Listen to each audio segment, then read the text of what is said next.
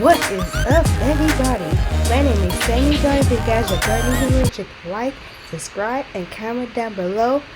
So today I'm going to react to Christmas Ghost Stories. Let's get this video on the road. Let's go.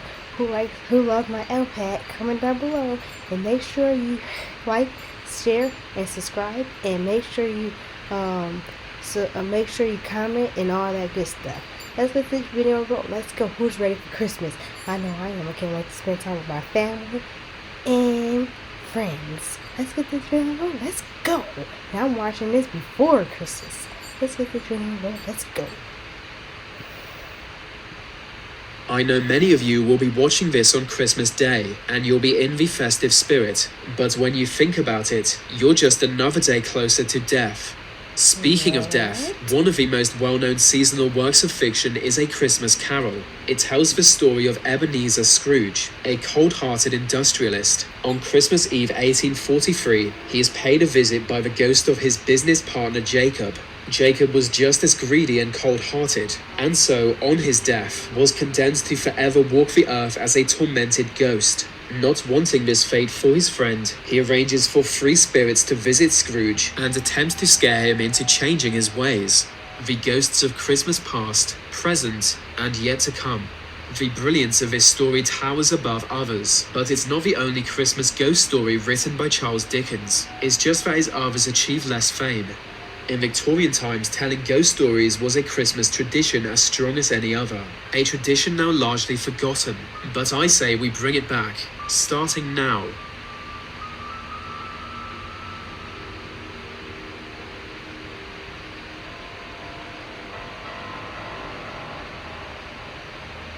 Sir Charles Eggleston was a respected English writer who specialized in local history. In 1901, he published an account of a haunting said to take place near his home every Christmas Eve.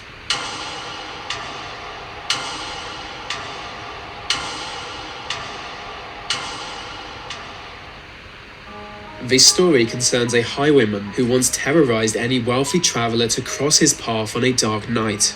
One Christmas Eve long ago, he stopped a moving coach on a remote stretch of road. 2 men and a young girl were inside it, and now afraid for their lives. At gunpoint, he demanded they get out. The girl stepped out first, but as soon as she did, the horse bolted, carrying her companions away.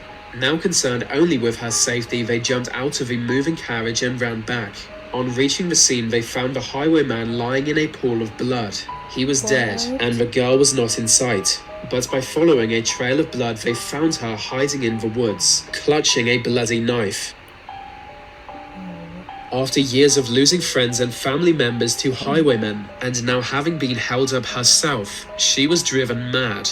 The girl thrust the knife into her own neck on being found by them, and died almost immediately. It was a tragic night, but just the beginning of the story. Every year since, the ghosts of both who died have returned on Christmas Eve to repeat the events in ghostly fashion, and so local villagers warn their children to stay inside on Christmas Eve.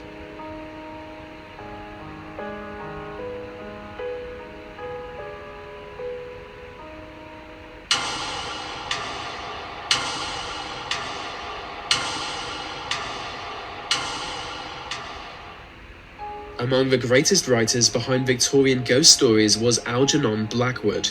Our next story is his masterpiece. It tells the story of a young law clerk going away for Christmas. Having spent the last year defending murderers, he was eager for a break. With his boss, he had just defended a man accused of killing a woman and cutting her body into pieces. He had earned a winter trip to the Alps and borrowed a kit bag from his boss for the journey. The bag was old and dirty, but when back home he used it to pack his clothes. As he filled the bag, he began to hear the sound of footsteps getting closer and closer, but he was alone in the house. Fearing an intruder, he searched the house from top to bottom, finding no one. When he finally returns to his bedroom, the bag seems to have fallen over, the material now forming the shape of a human face. It looked remarkably like John Turk, the man accused of murder. This was a face he'd rather forget, so he continued packing. Hours later, he again heard the sound of footsteps, this time even closer than before. By this time it was night, and he was in bed. In the darkness, the curiosity he had previously felt was now fright, yet he found the courage to again investigate. Slowly opening the bedroom door, he immediately noticed a strange figure standing at the staircase. It looked human, but dark and shadowy. In panic, he closed the door and hid behind it. Several minutes passed before he was able to leave the room and confront who or what was in his home. But when he opened the door again, the figure was gone. Something very unusual was happening, and further investigation was needed. But the lights were not working, and he was forced to light a match to inspect his home. Moving quickly to avoid the match burning out, he rushed downstairs, where in the living room he found the kit bag, but he had left the bag upstairs. There was no reason for it to be in the living room, unless someone had moved it. He approached the bag and bent over to pick it up, when suddenly the match burned out, leaving him in the dark. His panic-stricken hands struggled to find a new match and strike it. By the time he did, he saw that the shadowy figure was back. Standing before him, it was bending over to pick up the kit bag, just as he was seconds ago. The clerk now felt dazed and dizzy, as if intoxicated, and at that moment he realized that he had seen the bag before today. It was the bag shown at the trial. The one John Turk was accused of storing his victim's body parts inside. What had seemed like dirt covering the inside of it was actually blood. And now, amid his night of horror, it was in his home. Before being able to even process this, the second match burned out. But this time, he passed out with it. It was 2 days later he awoke. He found himself lying in a hospital bed. In confusion, he wondered if the whole thing had just been a dream. Hopefully it was. But when a colleague came to visit him hours later, this hope was lost. The colleague explained he had been found unconscious in his home days before, and couldn't be awoken. He explained that the clerk had been given a kit bag belonging to the murderer John Turk by mistake, and on the night he fell unconscious, John Turk commits suicide by consuming poison. Turk left a suicide note in his jail cell, admitting to the crime and requesting that his remains be dealt with as his victims were, cut into pieces and stored in the kit bag. What? At Sam Adams, we have a question. Why are we not toasting each other more? Because to toast someone is to let them know that they are appreciated. Let's let more people know that we care.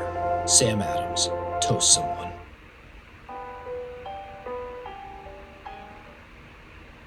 Just a few centuries ago, telling ghost stories really was a Christmas tradition, and no one knows why. Its origins are a complete mystery, but for some reason it caught on. By the 1800s, the tradition showed itself in print media.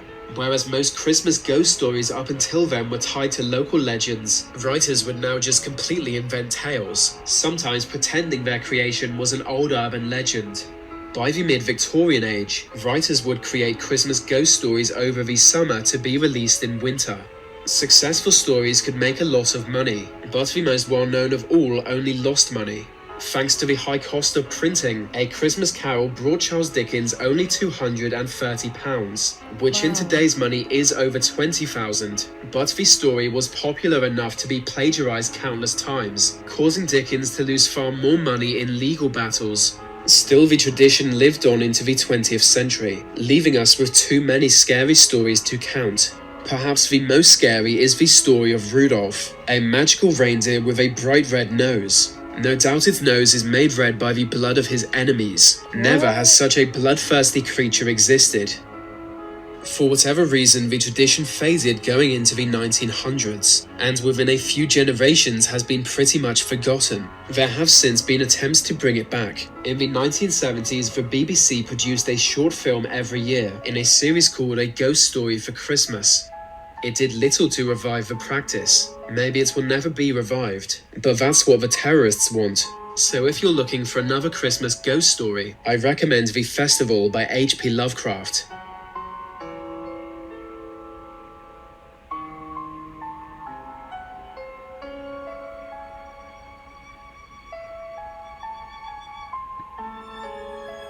Wow.